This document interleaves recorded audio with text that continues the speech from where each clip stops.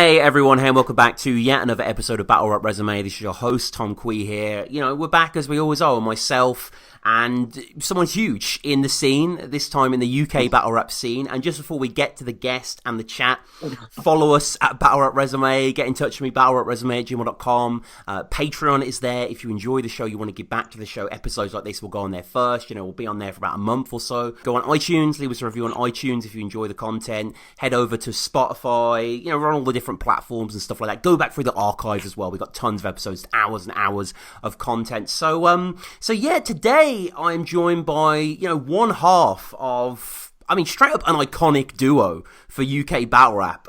Hilarious guy, one of the ultimate purveyors of fanny flap jokes. Eddie P, how's it going?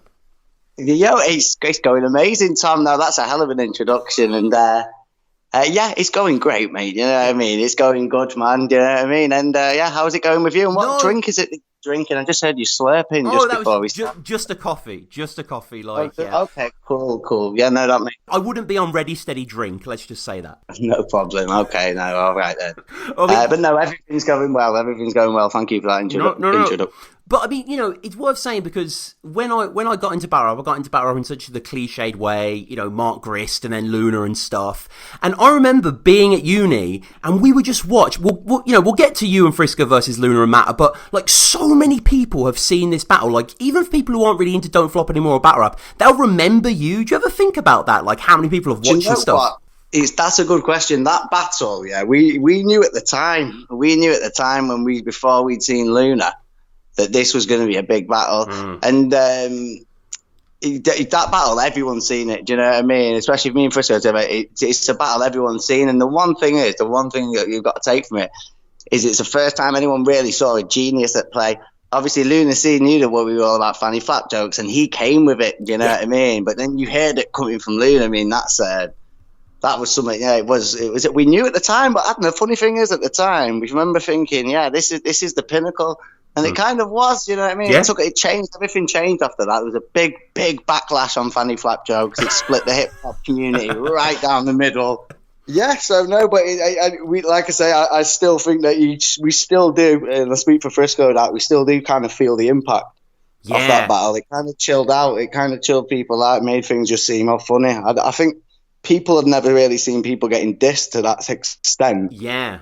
And seeing people laugh about it, because if you see me in Frisko, there isn't one part where we really felt offended. We were just in awe of the genius that was Lunar, I suppose. So what about your beginnings then, like performing, rapping? Like when did that start for you in general? Well, me and Frisko went to the same school together. Oh, so you're like old, like proper old school friends. That's crazy. Yeah. With me and Frisko, it runs deep. Like it really runs deep. You know what I mean? He is like my brother. Do you know what I mean? So we went to school together, and we were big into garage MCing. Then I got into jungle, and we used to MC a lot of raves together. Do you know what I mean? We were on the scene, drum and bass, Frisko. We kind of still are, do you know what I mean? We'll pop up here and there. But yeah, no, we started on drum and bass, and the only reason we got into battle rap was because we'd heard Oshea, and we'd seen a few of Oshea's battles, and we thought Oshea was a genius. You know what I mean? We just thought it was so funny. The other side of the battles we weren't really into, to be fair. I'm not, do you know what I mean? It was Oshea. So you weren't really into like the bars and stuff like that, or? No, I didn't really see it for that much at the time. Do you know what I mean? Obviously, as times got later, I was into watching other battlers, sorry, and yeah, so that did all change. But Oshea was the first reason. At first, I thought it was corny and stupid, and then I heard Oshea just going in. I thought he was hilarious, and then we got an opportunity to battle Oshea. Yeah. And Chronicle came to us, and that's an important point to make. The battle with Lunar would have never happened without Chronicle. And but yeah, so Chronicle came to us and said, you can battle Oshea. And we were like, oh my God, he'll kick our asses. Do you know what I mean? But it would be so funny. It'd be so fun to prepare. And yeah, so that's basically how we ended up doing it. It was nothing. We had no history in battle rapping or in hip hop per se. We were drum and bass MCs. Yeah, the call came to do the battle with Oshea, and we were like, definitely. I drop it Plato. It's internationally known, like NATO, that O'Shea's spudhead mate, really good mashed potato. And who thinks these two should be called the Very Chubby Band? Both of your bellies remind me of the hills in Teletubby Land. You, stop thinking you're the cream of the crop. You're not. You're the fat kid off the estate who already had beans on his top.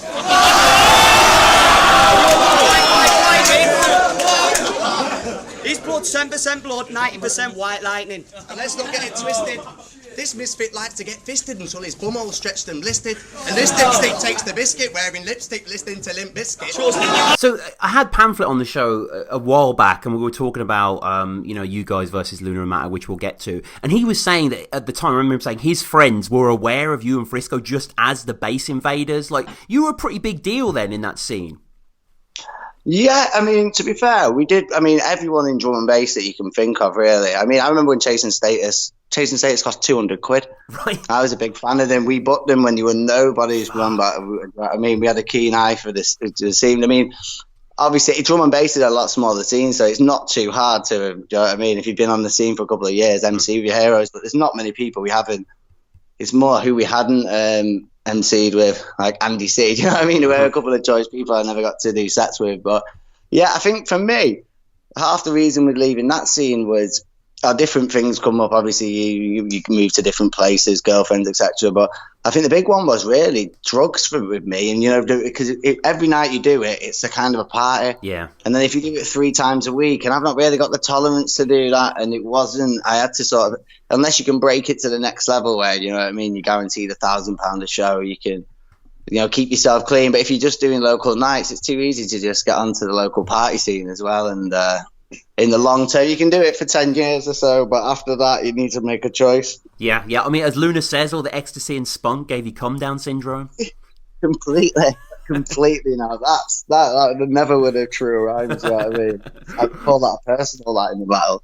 Sounded like a joke disc, but I think that was very cool. Yeah. Some grown man bars there. Like, so you battled Oshea, but it was a 2-on-2. So it was you and Frisko versus Oshea and Innuendo. I don't think they're friends anymore. No. This was pre-Flossy, I think.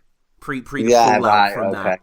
Yeah. And so it's interesting thing about this battle, and this gets mentioned in a lot of your battles. You and Frisko were part of what I mentioned before, Ready Steady Drink, which was this, from what I gather, this BBC Free documentary about binge drinking that weirdly was hosted by Emily Attack, right? Who was a big star at the In-Betweeners at the time. That's right. Yeah. Well, that's right, Tom. That's. I'm glad you asked that question. The funny thing was that was pre-Lunar Sea battle. Yeah. And when we got the call about the show, we said to them very blatantly, look, we'll do the show and we'll do this, we'll do what it is, but you've got to come to the battle to film the battle, to get the battle some promotion. And they stuck to their bargain, we stuck to our bargain, and it was a deal that worked for everyone. But yeah, essentially it was about drinking games. Now, we don't play any drinking games. We never played a drinking game. To us, drinking games just didn't exist, but we did drink a lot. But we said, right, well, fuck it. If they want a drinking game, we'll just draw straws. And we'll just tell them that every night we draw straws, and whoever draws loses drinks, and whoever wins drinks. And it just don't make any sense if you watch it. But that was the deal. And because we didn't want to look like douchebags that actually play games with any rules, because we don't, and we've never really done it. We just drew straws and did eyeball shots. No, the eyeball shotting bit was true. Yeah. We did like to shot liquor in the eye. And did you go to hospital for that? Is that right as well? That was mentioned? Not because of that. I went as part of the show. They took me to a hospital and cut eyeballs open and was like, "That looks good, doesn't it?" And and made me sing for my supper. But like I say, it was all in the name of early day battle rap promotion, so it was worth it. And what about rehearsing for the battle? Obviously, you perform so much as Bass Invaders, so was that just a comfortable space putting bars together? Do you know what it was? I think we found it a lot easier than most 2-on-2s because the number one thing was we lived together. So when you live together and you're preparing battles together, I think there's only one battle we ever did where we weren't actually housemates. So now if you're sitting next to each other and you're there where the other one's creating, it's not like he was writing his material and I was writing mine, and we'd show up on the day and give each other cues. We wrote it fully together. Do you know what I mean? We played it out like a play. We'd one thing we used to do is go around the blocks, just walk around the block at night. You know what I mean? Just going over the bars, coming up with ideas and whatnot. But it was an ongoing process. When you find out you've got the battle, you're basically chopping and changing all the way up to the 11th hour, right up until you got the battle. So yeah, that's basically the process. And then come the day, you're so well rehearsed that you can't go wrong. Sometimes a bit over rehearsed, if anything. And I mean, everyone's seen you guys battle, and if you even comparing you to like the Shovelty and Marlowe, Saurus and Ilmac, like your chemistry is insane. Like you're so in sync, you interrupt, you're so pally, you can tell you're really good mates. Like it's so good to watch. Like it must have felt good to perform as well. You know what? To be fair, I mean, at the time, because at the Lunar Sea, I felt like the scene changed a lot. You know what I mean? That's why we did sort of just take a bit of a back step. But yeah, no, I'm really proud of the battles that me and Frisko did. I think they're funny. They were meant to be funny. I mean, to be honest, the idea of we got into it, we were like, it's just playground slander. I remember we got into it because of Oshea, and we knew what type of style we like. We just wanted it to be funny. Yeah. The whole sort of ethic of our battle was, if you try not to laugh, so you try to sit there with a most screw face and try and think to yourself, no matter what these guys say, I'm not going to laugh. We've got to try and come up with something to just make them laugh anyway. Do you know what I mean? It has to be that funny. So that was the if it isn't funny, it's not worth it. You know what I mean? That was obviously we come up with things that were raw, occasionally. But it'd be like the Matt's going bald bit. Do you know what I mean? It'd be raw, but it'd be joking. It has to be funny, and funny and raw can go together hand in hand. You know what I mean? But comedy was always the top of the bill, really. Yeah, I mean, the battles are legit funny, and from this first clash, you're getting loads of punches off. Oshea being the fat kid off the estate that always had beans on his top. We get asked about that. I get asked about that line to this day. It was at the time before pre-Lunar Sea. That was the big bar in Don't Flop. That was one everyone was raving about that bar. And then that beans on your top bar was just like the top of the pile. And then obviously Lunar Sea came and he just went pluck, pluck, pluck, and just came up with like the 5 best things anyone had heard with like 2 or 3 battles. So, but yeah, the beans on the top it's still brilliant. I love that bar. Respect to Frisko. And you do have this almost like, I want to say almost like horrorcore. Like you go a bit further, like in how violent you are and how descriptive you are. You talk about, using his girl's clit as a speedball, and you also say the flaps have different postcodes. And Emily, because they should be saying Emily's at the front of the crowd, and she's loving it. She really seems game for the bars. Like, yeah, I've forgotten how that bar goes. Yeah, perhaps I use a finger. I use something as a speedball, and I use a fanny flaps as punching bags and a clit as a speedball. That's right. Yeah. There was a couple of times you didn't get that. I think that's you know what I mean. It has to have enough comedy to pull it back. You know what I mean? To pull back the darkness. Sometimes it didn't get achieved. It would just go too much either way. But that was kind of my thing, because I remember watching something with Jimmy Carr, and he was saying, the best laugh you can get was the laughs where people just realised that they probably shouldn't have laughed. Now, if you ever see my Calcium Kid battle, you hear the way that the crowd reacted, not like fully laughing, it's more sort of horrified. But that is what I do go for. Just not, you know what I mean? I was trying to go for sort of shocking. Sometimes looking back at some bars, I'm like, no, I shouldn't have said that really. But that was it. It was about being edgy. You've got to understand, this is pre-Jimmy Savile days. Yeah, you know what I mean? So jokes about nonsense children were hilarious in those days. You know what I mean? Now, looking back at it in this new woke time, my battles can be seen maybe slightly over. You could get cancelled, I think, if you're a bit of a higher status here. But I mean, for me, I think they're fantastic, and they age well. Even though they've aged badly in that sense, they still really work. And you guys take the win. You beat Oshea and Innuendo on your debut. Like, how did that feel? Yeah, do you know what? That felt amazing. I'm not going to lie, because the funny thing was, a few weeks before it, because we'd never done it before, but we became quite aware that our rounds were pretty good. They were pretty funny. We were doing it on our mates, and they were like, we could not wait to see this. And there was a bit of a hype around it, and we were getting excited. We were like, they're not. The idea was we were going to catch them off guard. Yeah. Because we were so well rehearsed for that day. Like, nothing was going to stop us. We were like, right, we're going to get onto the scene, and this is going to be it. So we prepped, and and then we lived together for 3 months every day. We were so excited, more for meeting Oshea, because, you got to understand, we read an article in a Nuts magazine, I think it was, and Plan B, it was just a question he asked about what music to, and he said he wasn't really into anything specifically, but he watched something called Don't Flop, and he was into someone called Oshea, and for some reason, someone went, okay, let's check it out. Next minute, we're like, right, O'Shea's funny. So Oshea was like hero to us, you know what I mean? We really enjoyed his battles, and it was just a breath of fresh air in a time when TV was shit and YouTube had just come out. So we were so over-prepared, and it was great. It felt like it was a good day, that. And had Frisko battled before, or was this his debut as well with No, Frisko had done one battle before that. He battled a guy called Razel and actually lost, even though do you know what I mean? It's a bit of a soft, even though, like, I mean, from our stand, if you watch it, it'd be like, oh my God, that other guy was awful. Yeah. But being funny wasn't that funny at the time. You know what I mean? People were listening to flows like, and rhyme schemes, and the other guy took the win. So no, Frisko had already tasted defeat. So the next battle is the Lunar battle, right? That happened a few months later. Yeah, that's right. Yeah. Which, in my opinion, is the funniest Don't Flop battle of all time.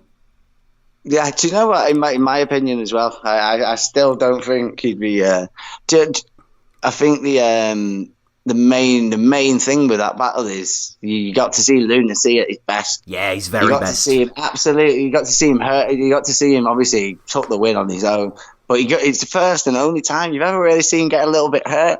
You know what I mean? It took two of us just to hurt. We hurt him a bit. We didn't take him by any means, but it was just like watching a fight where an incredible fighter takes a few big hits to the head. You know what I mean? He took a couple of knocks to his pride. I'm not subject to your mummy, you take control. I'm not surprised she's scraping dough. She gave me butts for a bacon roll and got left with gaping hole.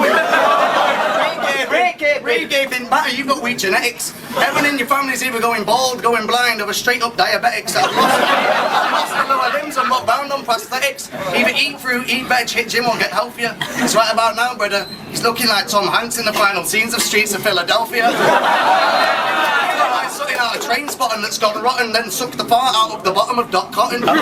It's like the vibe as well. Like, where was the room it was in? It was almost like a rec room or an after-school club, like.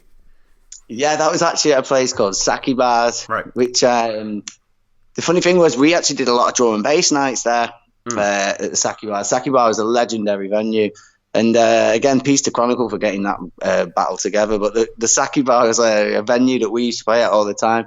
Now there was a battle between Pamphlet and Frisko, where Pamphlet has the bar. You should change its name from the Saki Bar to the Silky Bar, the way it's supporting you.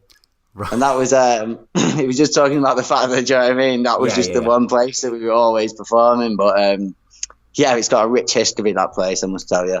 I mean, this is so many iconic lines in every round. And again, the way you guys behave together and clarify stuff and just double up on the suck the fart out the bottom of Doc Cotton has always stuck with me. Yeah.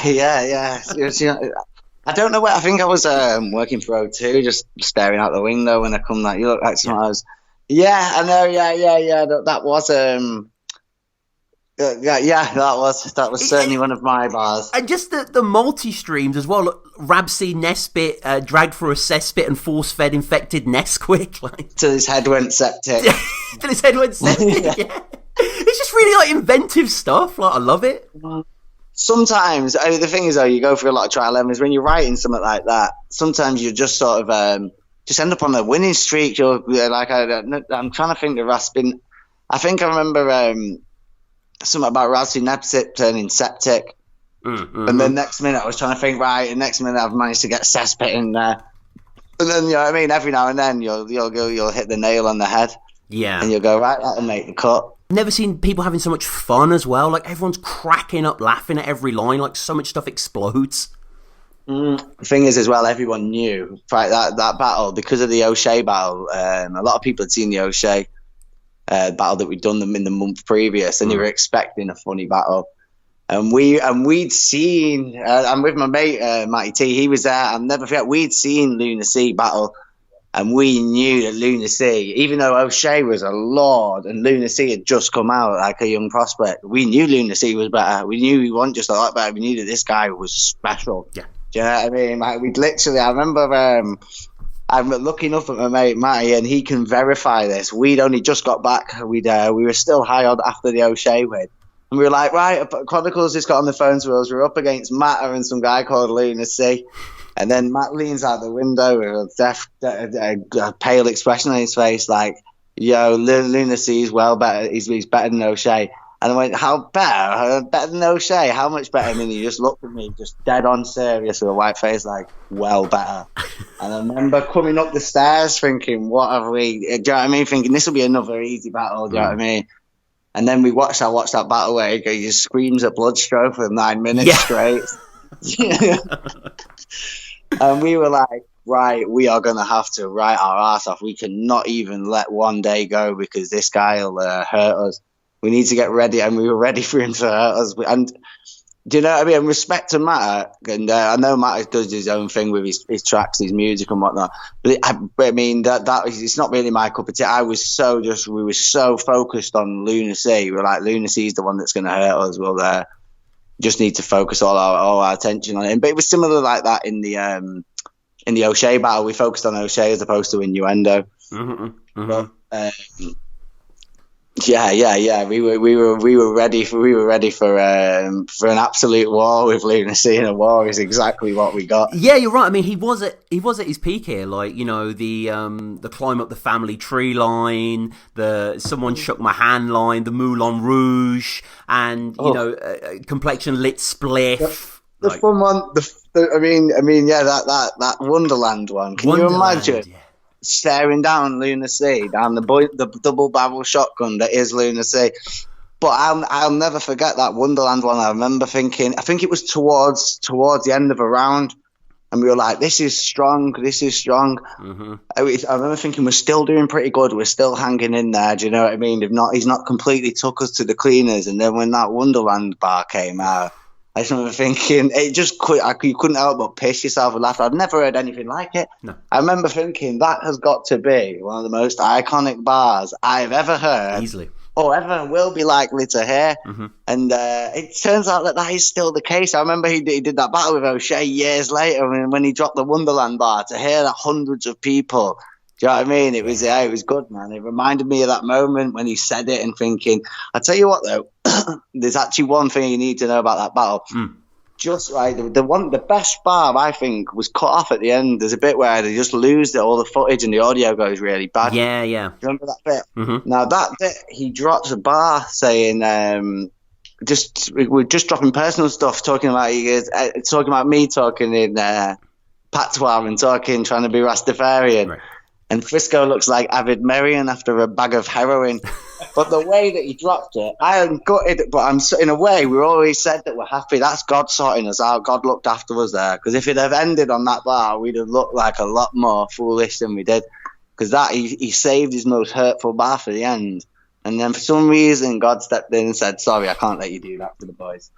And he just took that footage away. But he hurt us a lot more than that battle shows, you know what I mean? That last bar was amazing that he dropped, and he deserved to be on. But I feel bad that obviously it never got on, but he hurt us more than the battle even showed, you know what I mean?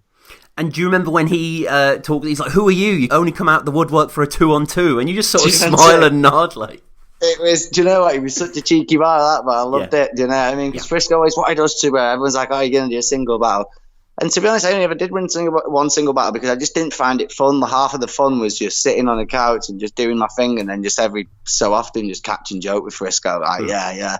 For me, I just really enjoyed the cut, you know what I mean? Just the 2-on-2. I thought it wasn't, like I say, I don't get me wrong, I love MCing, I love drum and bass MCing, I love rave MCing. I do love hip-hop MCing, but the idea of preparing for a battle, to be honest, after that Lunacy battle, I remember thinking, nothing's really going to top that. I'll have to, you know what I mean? I just felt at the time, like, that's the best thing since sliced bread. I'll still do the odd thing here and there, but, yeah, basically. I mean, you battled Oshea and Lunar in your first two battles. That's insane. Yeah, no, it is. It was actually at the time, and it still is now, man. I mean, if you could battle them for your first two battles now, you'd still be doing pretty well. Yeah. I mean, you know, we could spend age and age on this battle, but just so much good stuff. I love the whole in the second where it's like, fucking hell, mom, fix up, son. He's a really dirty bloke. You're like, I know he is, son, but 30 note is 30 note. 30 note is a 30 note. The way you deliver that is amazing. Now, there was actually a style in doing that. Like, you got to sort of be heavy on the T, and the pronunciation of the T. I know, Mum, but he's a really dirty... Yeah, that's it. Last night, he caught Mum with punter in walk-in closet. Yeah, Mum, he's a really dirty bloke. I know he is, son, but times is hard, and 30 note is 30 note. Yeah, man. Just iconic. Yeah, iconic moments, man, definitely. And do you know what the idea was? There isn't flow there. You know what I mean? This battle divided hip-hop. Right. A lot of people sat there laughing, and then there'd be probably that one dude in the room going, yo, this ain't right, you know what I mean? This is, guys are making a mockery of hip-hop. Do you know what I mean? But if you look back at the original days of when hip-hop originally formed, like them battles between Busy B and Cool Mo D, they were fun, do you know what I mean? They were fun, they were outlandish. And, but these very same people that, you know what I mean, claim to be hip-hop would listen to original stuff and then just shoot it down straight away. So, yeah, there was, I mean, I wouldn't say, I thought it was a good thing. You know what I mean? After that, popping jokes about fanny flaps just became off the menu. Your mum, I think that battle killed your mum jokes because I don't think people knew that you couldn't really top them after that. No. And it just spawned a whole new generation where people had to be sharper. You couldn't really come in like that anymore because Lunar C had done the funny thing and he completely slam dunked every net that day. Was this battle taken down? Because it's not on the Don't Flop channel anymore. Was it like someone like Eddie Vegas or someone like that? Yeah, there's been a lot of conspiracies over the years as to why the battle was taken down and why. I always thought, there's been, like I say, there was talk of a guy called Eddie Vegas that got it taken down. But it isn't that simple. Do you know what I mean? I've heard other people saying, look, come on, that's a smoke screen, apparently. I don't know.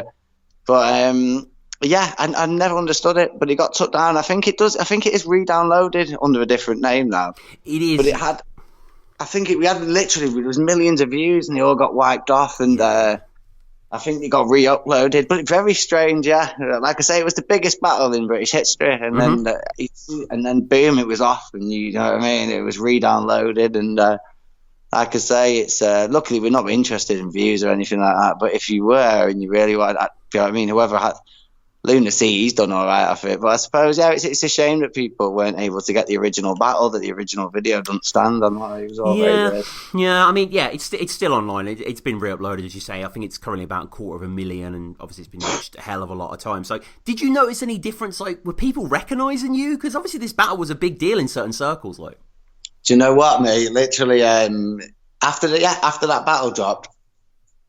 And you couldn't really, if you were out in a public place all day, people would always come up. Yeah. Especially if I was with Frisko all the time, man. But it was good because it wasn't like weird, you know what I mean? It was people that wanted to talk, people like, oh mate, Lunar C. Mostly people wanted to talk about how sick Lunar C was, and and I'd always had time. Always had time because anyone that's seen it, it's not just like, oh, you've been on the program. They've seen me and Frisko. You know what I mean? What we've really, you know what I mean? You have to watch it for 20 minutes. Most people have watched it. A lot of people have watched it. Repeated it a few times. So we did get a lot of people recognised us. You know what I mean? Wanted pictures with us, and it was weird, but it was also because you'd have a conversation with everyone as well, so it felt quite natural. It didn't feel like. You didn't feel like we were pop stars, you know what I mean? With people, you just felt like you were just and a lot of the time, sometimes you'd chill, you'd have a spliff with him or whatever it was you were doing. But it attracted a lot of attention. It was, And we're getting into 2012 now, which is, I guess, your busiest year of battling. You had 3 battles, 2 2-on-2s, and a single battle. Like, Don't Flop was getting bigger, and you were kind of responsible for that. It was kind of, Grist and Blizzard and Lunar and a lot of other guys pushing it forward, like. What were you thinking about this movement that you'd read about in Nuts magazine and it was suddenly going real viral? Yeah, to be honest, we were feeling it, but also at the same time, I don't know. I think we just kind of thought it was always natural. You know what I mean? Like, but no, it was exciting. It was exciting when it all came down. But the trouble is. Even though the battles were going off, the nights and behind the scenes, it wasn't quite. I remember when it first started taking off after the Lunar C battle, there was a couple of nights in town, and it was absolutely sold out to capacity. It had, do you know what I mean? But nothing worked. The sound system wasn't there. Everything was a mess. People were just crammed into one room. And after about 2 nights, the whole thing just sort of imploded on itself, and then. But so there was all of that going on. But in the meantime, though, battles were going on and kids were starting to get into it and starting to battle themselves. So, yeah, it's sort of on both sides of the coin. But yeah, as I say, as it was taking off, a lot of the nights that we're getting on don't flop. In the night, I think the relationship between her and Chronicle soured. And so yeah, they stopped doing nights in Manchester pretty much early. It got a bit too big too quick. So yeah, the next minute they're going on doing Miami Vice nights all over the shop when then you know what I mean. The days of the humble nights and the bread shed were over. Right, yeah. But, 2012 was that point when it was really boiling over. And your only solo battle was versus Calcium Kid on To The Test 10, legendary Leeds event. His mum's pussy jokes all out. His mum's pussy jokes all out. This motherfucker was going all out, holding star jump positions in his mum's womb so he wouldn't fall out. But you did fall out onto a cold council floor covered in crap bags and snap bags with Spudnicking. The only reason that you managed to survive the fall is you landed on knickers your mum had just wore to suck dick in. Plus, the only reason you're here is your grandparents got done over. Last night I clocked his granddad and I run him over, walked into the gaff and donkey punched the guy into a coma, hit the bodies. This was Lunar C's idea, is that right? Yeah, that's right, actually. That's a good point about the battle, you know what I mean? It was suggested. I always said that I didn't really want to do. I said it'd have to be a special battle if I was to do a singles battle because I just didn't think I'd enjoy preparing for it. Yeah.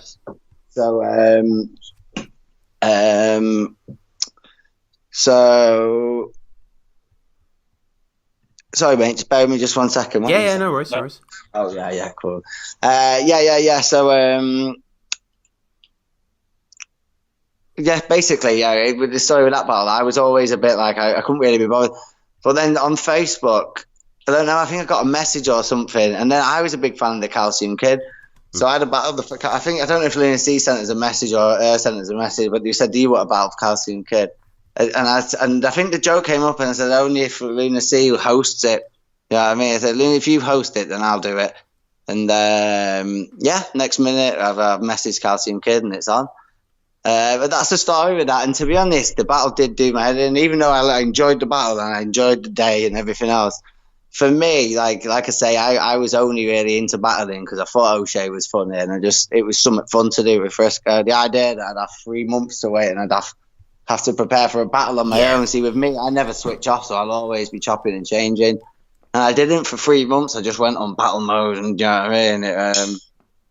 So that's why it was my only battle, because I just didn't really enjoy preparing for one-on-ones. It's all about, I mean, yeah. So and how did that feel? You're at the pit and there's like a giant crowd there facing onto you. Like, were you calm? Like, because you did perform really well. Like, do you know what? Actually, I was really, really calm, and that's because we'd done a lot of battles and underground raves. Not when I say battles. We'd done a lot of MCing in front of big crowds. The crowd actually didn't faze me at all. And the funny thing was, I could see it didn't faze Calcium Kid at all either.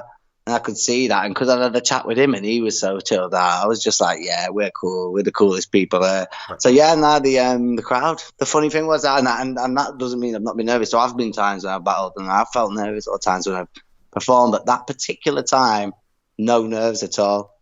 No nerves. Calcium ends up taking it 5-zip. But that's not to say that you weren't good. But this is, again, like... Exactly.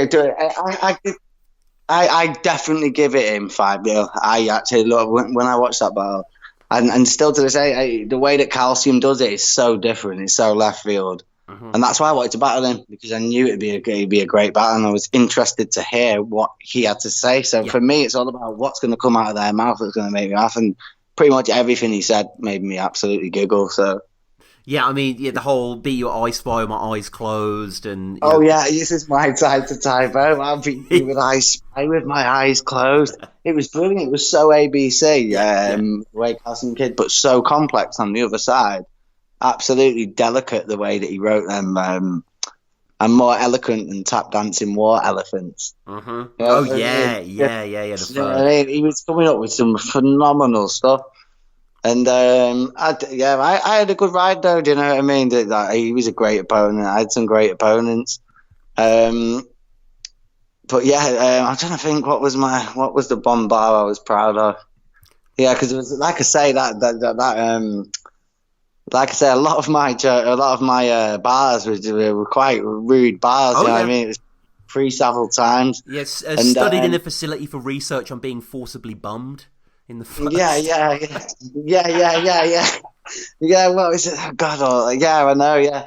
I couldn't really think of anything else to write about this episode. I didn't really think there was anything else. Sure. Thought, well, that's it. I mean, the thing is, though, this is why I do want to go back to that Lunar battle for a second, because Lunar had heard us that we didn't like to do our fanny flap jokes, and Lunar just came in at us that day with our own game. He hit us with mum jokes, and I think that was genius. You know what I mean? So that became the style at the time. You know what I mean? And after that, I was like, well, now that Lunar's doing it, there's no point changing the style. Coming up with some sort of violent, I want to be submersive style wasn't going to work. So it was always just balls to the wall, child abuse all the way. Oh yeah, isn't it funny? Do you know what I mean? But, yeah. So. The whole mum's bumhole comes with a red carpet and a drum roll was said in the battle. Yeah, that was. Do you know what? At the time, for years, I remember thinking. A red carpet and a drum roll. It don't really make any sense with red carpets. Do they come with drum rolls? I remember I did struggle with that for quite some time. I remember thinking they're praising me too much for this line, but it don't make sense. But yeah, when you think about it, it doesn't make sense. But when you hear it for the first moment, it's like, yeah, razzmatazz. But I'll still claim it as a good bar, definitely. So another battle you did with Frisko, which most people probably haven't seen, which is pretty cool, on Badmouth battles up in Scotland, versus Bloodstro and Soul. Ever since then, Eddie's got off the crack. He's got a job at the local allotments. He's really made his mum proud. True. Yo, we're just here to have a good laugh. But unfortunately, after this, we must dash, because we've got a couple of novelty-sized dildos that we take him round to Soul's mum's gaff. I'm going to stick one right up at ass, prize one right up in the cunt shaft. And then I'm going to whip out the blade, slice her throat, turn the place into a fucking bloodbath, and then carve off both of her cunt flaps and make me and Eddie our own Barry and Paul moustache. How did this come about? No, that was an amazing. To be honest, I think that was probably my favourite battle at the time. But I don't know. We just got an email off someone that Frisko knows from Scotland. He's a fan of ours. I think he'd saw the Lunar Sea battle, and but he got to us and said, "Can you make it to Glasgow?" And we were like, definitely. And it was Glasgow. We'd done one battle in Edinburgh, but we went to Glasgow, and fantastic, absolutely great. And it was an incredible night. You know what I mean? The crowd was absolutely going crazy. But the best thing was about that, one thing you might have seen in the battle was they had a routine planned where they accused us of being Barry and Paul and do a little "To Me To You" sketch. Yeah. I don't know if you've seen it, but we ended up replying by sheer luck. We had our third verse was the Barry and Paul routine with a dance and everything, and all the trimming, and wigs, dances. And so when we've heard them at the end of the second round doing some 2-bit Barry and Paul scheme, we've been like, oh my God, they are about to walk into the biggest sucker punch ever.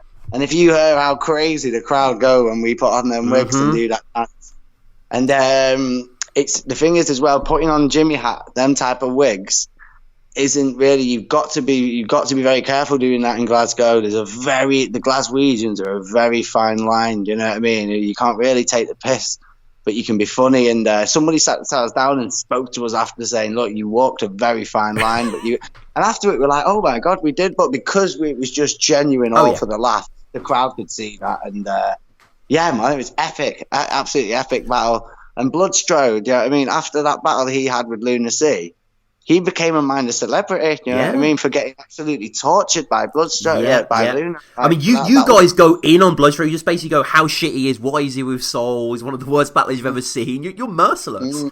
But we still, and he's still a friend. He was a friend then, and we're like, look, we were quite merciless, but that's just how it was. And also as well, Soul didn't do Soul. This was in those.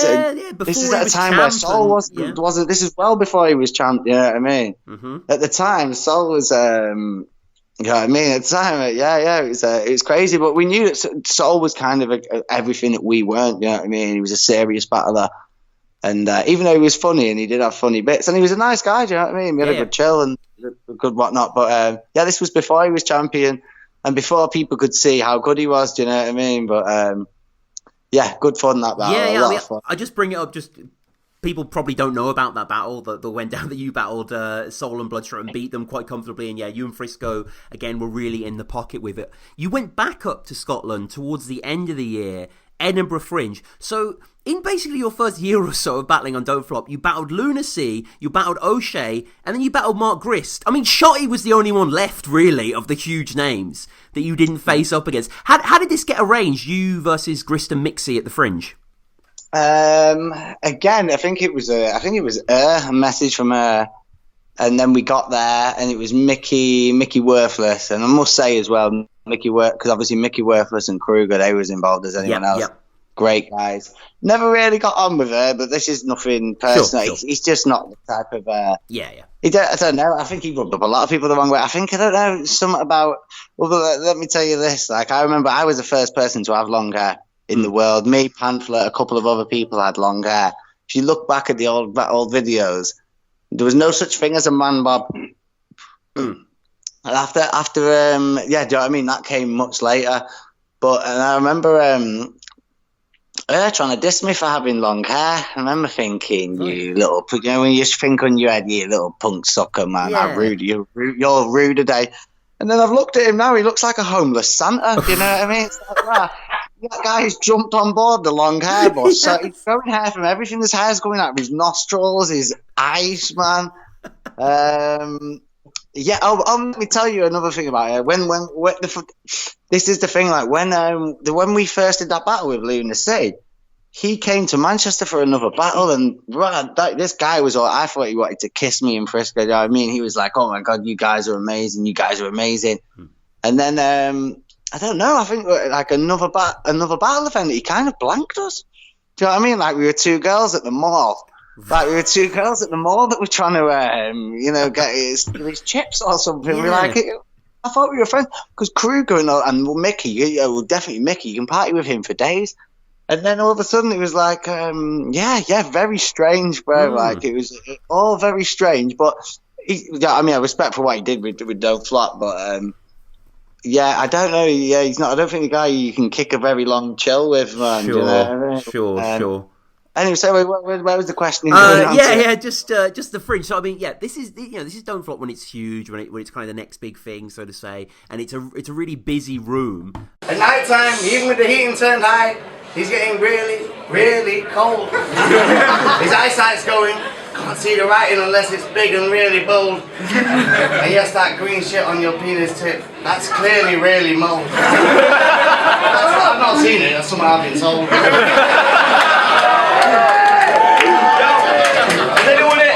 Has anybody heard Mark's poem? A Girl That Reads. He goes, I love a girl that reads. But I like a bird that queefs. It's easy to please. Gets down on her knees and deals with two man's tings with ease. Double team! With lots of people in it, and maybe a lot of people who weren't necessarily battle fans, but the vibe's awesome. Like, it's a hell of a lot of people crammed in there. Yeah, I mean, this battle was it was always going to be a funny battle because Mark Grist and Mixy have got a style, and we were trying to come in and hurt them with our style. We still weren't going to pull any punches. The thing is, we were both very drunk at the time. Like, there's a lot of comments saying, "Oh, the pissed up Mancunians ruined it," and they're probably right. But we felt good because it was the last day of the Fringe. There were so many people about. Jimmy Carr was in the room next door, and it was like, yeah, this is all happening. We're funny. We're funny bastards. We're part of the team here. Yeah. The funny thing is with that battle, it's got my favourite line that I ever wrote was in that battle. Yeah. And it's the one that I start with, and I think it was a good way to start because everyone that was there were mostly people that had seen Mark Grist and Mixy's show. Yes. And they were like, right, we'll come and see them for the battle. So they were already supporting Mark Grist and Mixy, but they were also willing to give us an ear. So the first line, that kind of sets the tone. And they could tell we were a little bit drunk and like, oh, look at them dancing before they started with these wankers. Yeah. And then I start with the line, Mark, no beef, brethren, but you look like some of these genetically fused Keith Wiggin with Chief Wiggin with Keith Chegwin. And it pulled off perfectly, and it's just one of them bars that just make it tickle. It looks like you someone's surgically fused Chief Wiggin with Keith Chegwin. Yeah, no beef, brethren. It's just at that time, it was like, that's exactly how I want to start. And to this day, it's still, I think, my favourite bar. No. It's a brilliant You Look Like. And, Mark and Mixy kind of fail again, kind of what Mark did against Zayn. They try and combat jokes with bars and breaking them down, and they attack you, but you just clown on them. And I think it's a pretty even fight, really. And maybe even have you taken it, because the crowd like you a bit more, I think. That was it. I think we were just a little bit more chilled. I think they went on to big schemes where they tried to play that we weren't intelligent. Yeah. But then we'd come with things that we was like, well, yeah, I don't know. Maybe they just seemed a little. But also, I think Frisko was really strong in that battle where he was talking about how Mark's just being a really boring guy. He's a boring English teacher playing that angle. Oh, yeah. The girl that reads and all that. And yeah. Yeah. So no, it was a great battle. I did enjoy it. Yeah, Mix. I don't know if you remember, Mixy does like a D&B sort of flow as well in his third. Yeah. And that was the bit where we just wanted to kill ourselves. Like, oh yeah, could have been a maze. Yeah. We've had that a few times. You know what I mean? We do get the bidder boys, I call them. That bidder. Yeah. I mean, Lunar and Matter sort of did that as well, like. We've been getting it all our lives. Yeah. It's just, no, they did. Yeah. Digga. What is it? 1998? Mm-hmm. Yeah, that's right. And then he's like, fuck off, you scumbag. Nobody listens to rave anymore. And then like a year later, rave just obviously took over. Well, that was it. You know what I mean? We were getting dissed for listening to drum and bass. You know what I mean? This is pre-rudimental days. This is, you know what I mean? Yeah, sign of the times. Definite sign of the times. So, the curb. So that was the Grist Mixy battle, which again, over 100,000 views, like popular battle up there, and I think that's where like Harry Baker battled Double L, had like his debut and stuff like that, and it was really cool that DF went up to the Fringe. And your last Don't Flop battle, you were part of the Distinction 2-on-2 tournament. I mean, of course you guys had to be part of this tournament, facing Aukes and Rogue. And what are these names about, Aukes and Rogue? You absolute bellends. These fuckers are getting rolled on. I bet you both got walkie-talkies that you talk to each other in code on. Giving it all that Aukes over. Rogue out. Of course you're a rogue, mate, no doubt. You're not a rogue. You lie. You're not a rogue. You try. I'll turn up at your mum's gaff dressed as Santa in the middle of July, stuff a face full of Christmas pudding and fuck a mince dry with a mince pie. Now, I just watched this yesterday, Eddie, and like, I'm sorry, you really badly beat Aukes and Rogue. I don't know how the hell you didn't get the decision. Yeah, I mean, to be honest, this was the day when we said, right, that's it. But this is it, lads. We're going to have to hang up our hats. But because you know what, we were good that day. We were good. We were rehearsed, and they were beat, and they knew it. But this was a new system where you judged it. But I think this was the problem. People saw. It was funny. Did you know where there's the guy Mr. 13? Oh yeah, they had him on the show. Yeah. Yeah. Now he's a good hip hop artist. Now at the time, everything for me had to be funny, and I remember he was battling Archaic, right?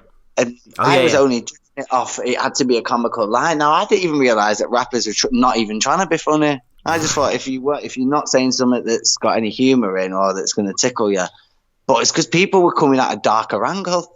You know what I mean? When this darker angle started happening, when people were just trying to be a bit cleverer and not just trying to be as tongue-in-cheek, it completely threw me. And I remember I had Archaic down to win this battle against Mr. 13. And, at the time, there was a lot of talk. It was like, wow, is Eddie P gone completely mad? And I remember thinking, I didn't get it. And then pretty soon after it, I got it. It was like, oh, my God, right, the game's changing. It's not about just jokes anymore. There's this whole new style coming in where I remember when C Major came in, I remember, and everyone was like, this guy's genius. And I'm thinking, I just couldn't see it. And now, everything times have changed. I'm not, but yeah, like I say, I'm a bit of a deluded battler in that sense. You know what I mean? For me, it is quite literally all about the laughs. You know what I mean? And that's why I love battles. I love pamphlet battles. Yeah, and that's one of the problems with the tournament altogether for me. The right matchups didn't happen. Like, you guys should have definitely battled Bowski and Sarters in the opening round, or Dialect and Zen or something. You know what I mean? That would have sparked a lot more comedy, I think. Yeah, now Aukes and Rogue, the funny thing is about that is if you look at early battles, well before other people were being funny, they were pretty funny. I remember Aukes, I watched an Aukes battle. I messaged Aukes about a year before, prior to I don't know, I think it might have been after the Lunar Sea. We were looking for people to battle. And I remember Aukes and Rogue, they were on the card. They were one of the only people. But on their day, Aukes and Rogue can be very funny. They weren't fully, I don't know, it just didn't fully work, that battle. But yeah, I mean, Rogue does say your face looks like Tarzan on Smack, which gets a big reaction. And but that one is, my name is Helga, I do shot put. I've seen your girlfriend's pro pics, mate. They're not good. My name is Helga, I'm 38, I do shot put. I don't know, like, that was genius. They did have a couple of bits, but I don't know. It's like they wrote the first thing that came to their head. Yeah. But I've said, you know what I mean? We did expect a bit more comedy values. But we were so confident. We could not believe that we lost that battle. It's crazy. The idea was that we were going to win the battle. Everyone was going to remember that we were the Mac Daddies, and bish, bash, bosh. Yeah, but it turns out we lost it. We lost it, and then we were like, look, bro. Yeah, the scene's moved on. It doesn't need jokes about fanny flaps anymore and people sticking pull cues up their asses. They've moved on. You know what I mean? They're getting and it had, and you know what I mean? I've always said it. You know what I mean? When the style moves on, you'll know. And when we didn't get the vote for that, I was like, Jesus Christ. You do push Mum's fanny flap jokes to their limit, though, in the second. You talk about his mom working on the Hadron Collider, smashing the flaps together, looking for the stink particle. Yeah. No, that joke. Now, the funny thing was that fell on deaf ears. It didn't come off. Now, that was meant to be. I remember I'd planned that for about 3 weeks. I was like, look, if we can get this right, then this is going to be the funniest, most epic fanny flap joke there's ever been. It's so ambitious. It was so ambitious. Now, the idea was, and I think I ended up getting something back to front.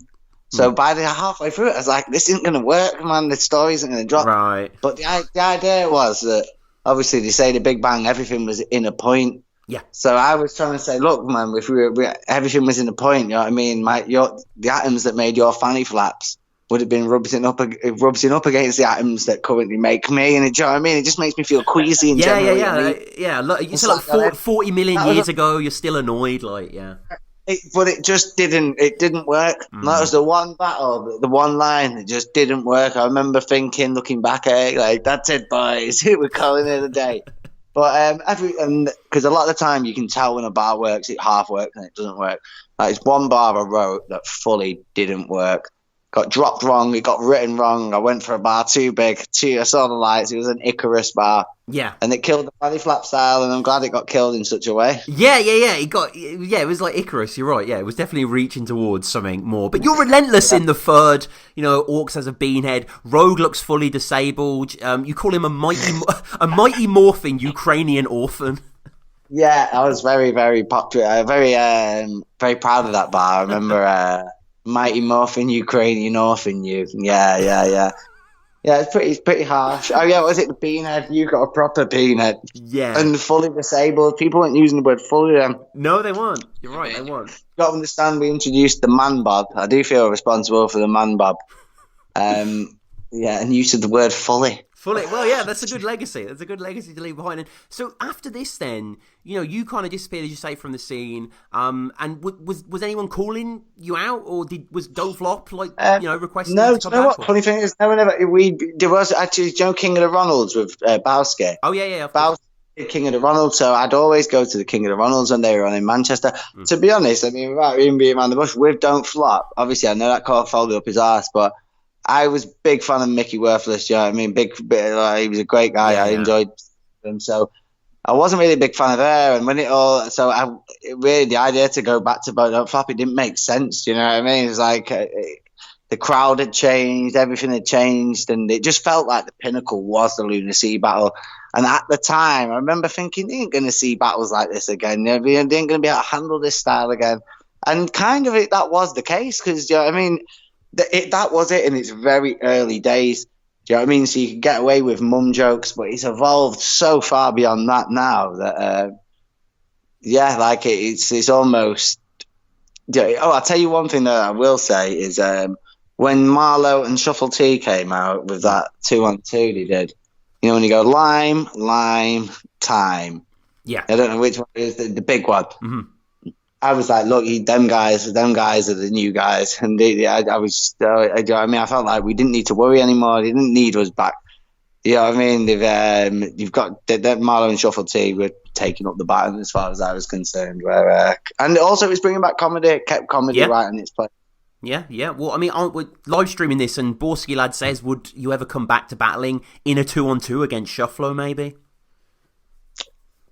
Okay, so I would, if Frisko was down for it, I said to him I'd be down. Do you know what I mean? Just because I would do it just for it'd be fun to do with Frisko. Yeah. But I'd probably need about 6 months just because we could obviously it'd take a while. Do you know what I mean? Just because I think it'd be funny. Do you know what I mean? I would love that. I would and don't change your style at all. Like, just talk about their mum's fannies all 3 rounds, please.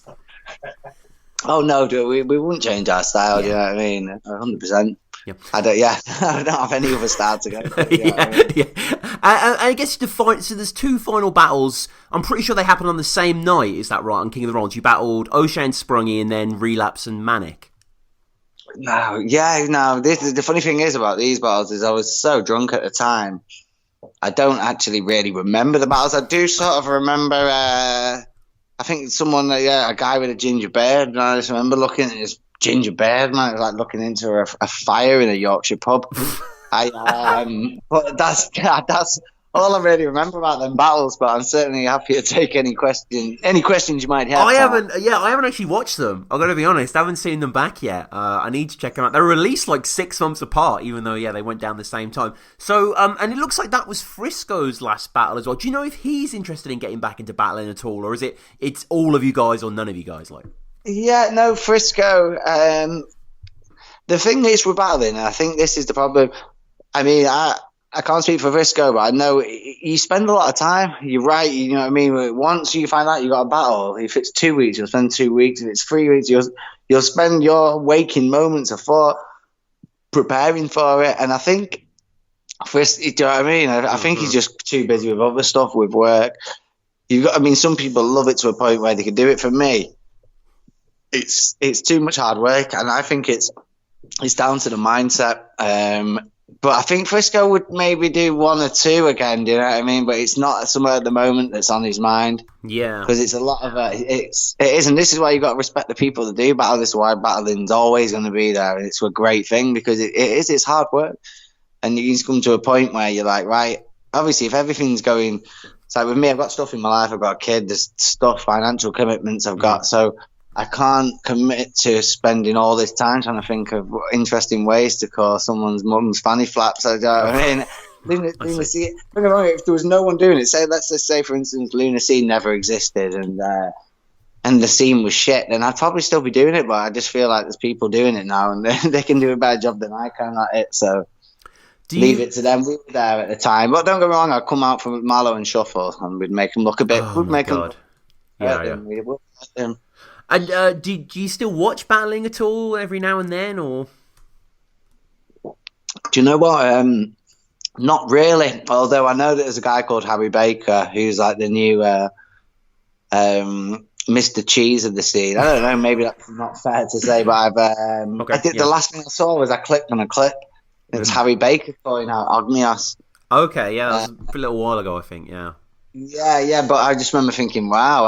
And first of all, I'm just happy that Ogmios is still doing his thing. Yeah. Ogmios is one.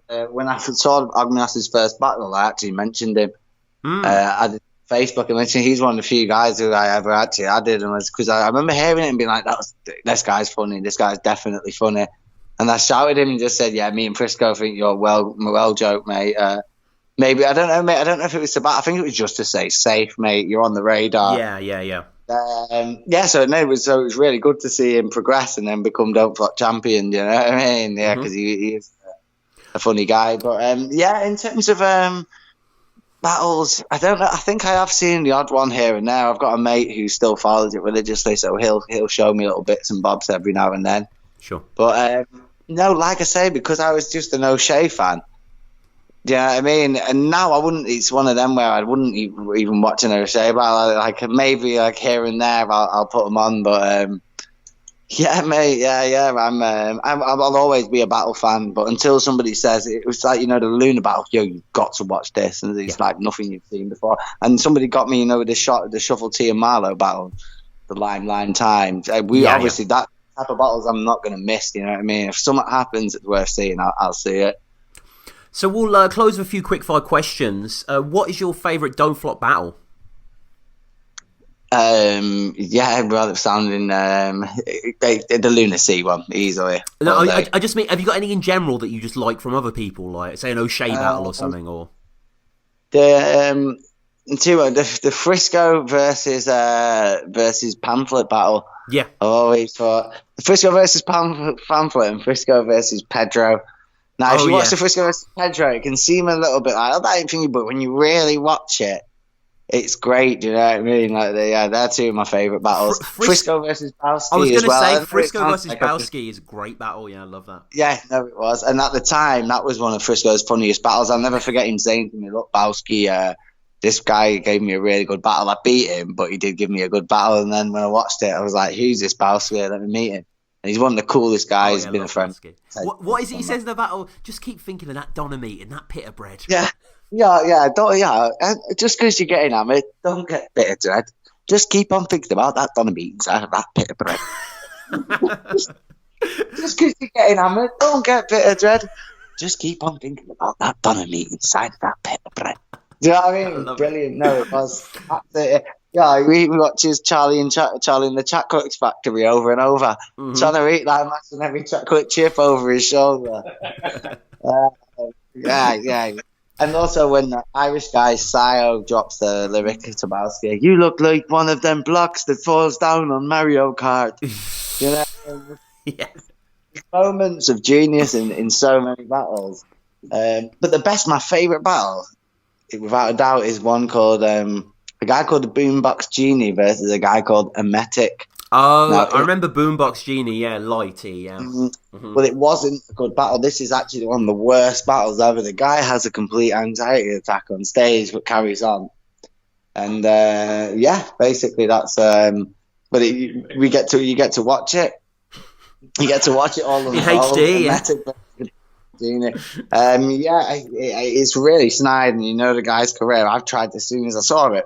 I tried to find everything out about this guy that just completely crumbles and drops the worst bars in the world. But yeah, it's like he's the ghost. He doesn't exist anymore, not under that name.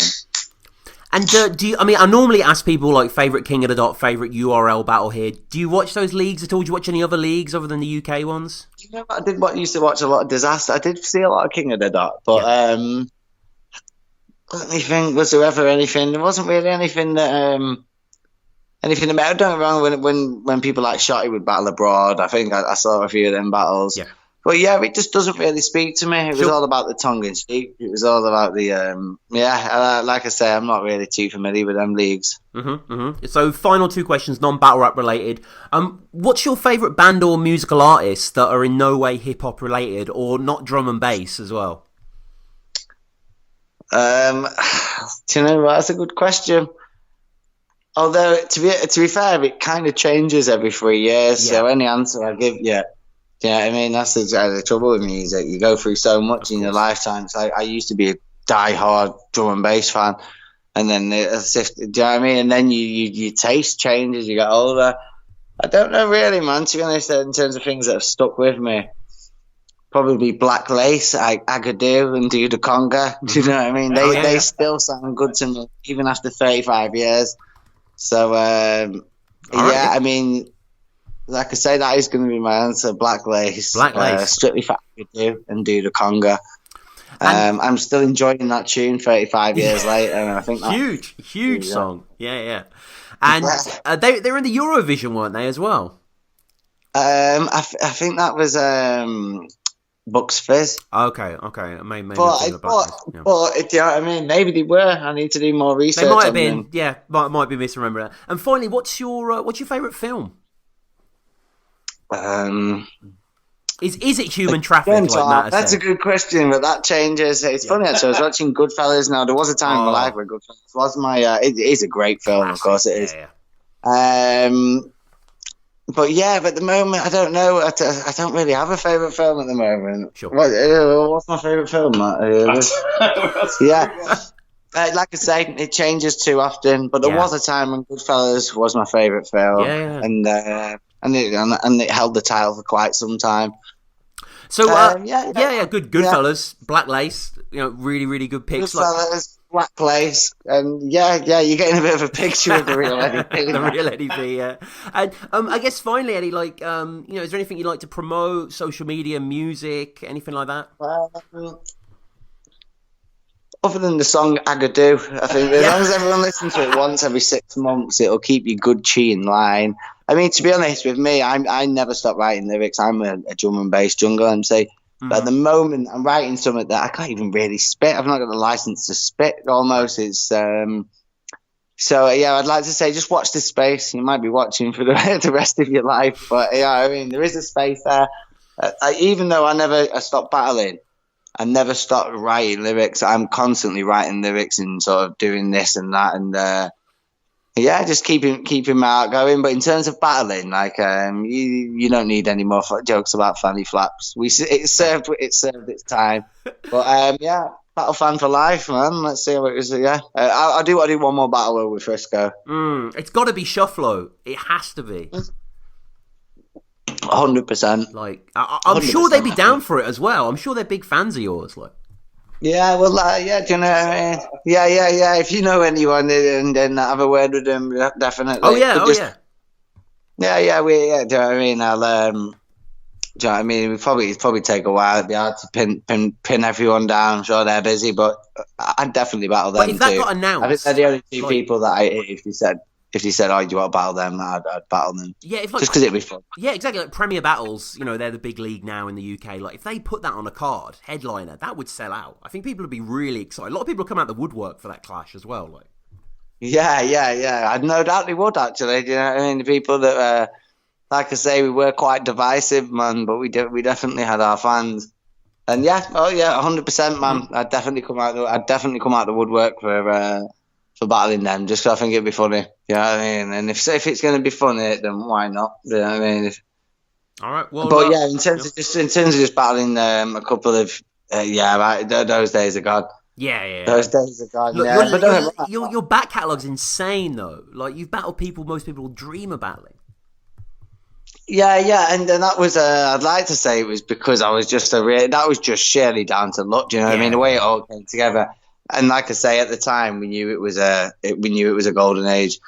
And if I was that way inclined, I'd have just got took from that. I'd have just ran with it. But like I say, for me, it was just like them. They're gonna be, if it's not gonna be funny, then there's not much point doing it. So when that style stopped becoming funny and people stopped becoming receptive to it, I think instead of just sticking around and doing something that would have been played out, I think it was just time to do the decent thing and disappear up our own arse as far as battling is concerned. Because that's what happens sometimes. You get a celebrity, they're good for a bit, and then, do you know what I mean? Then they do the decent thing and realise everyone's pissed off and then disappear up their own arse. And I think that's what we had to do. Just in order to preserve the legend and have it to people that you can see it and be like, right, this was legendary. And it was. But if we'd have carried on and ended up, I just think we did the right thing to sort of take a step back at the time. Mm-hmm. We did.